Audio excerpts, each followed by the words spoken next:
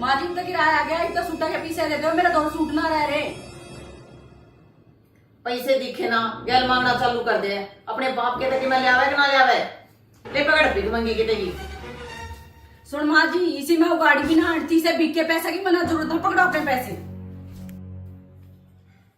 देख लो इसके काम, देख लो कितना बदतमीजी तो बोल के गई है मेरे को यहाँ। बदतमीजी तो बोल के लगा तना बुलवाई है। के बुलवाया? सूट के पैसे दे उठी मैं। एक बात होता भिखारण बाप के तेरे आगे ये बोलने के तरीके है तेरे। दे पैसे।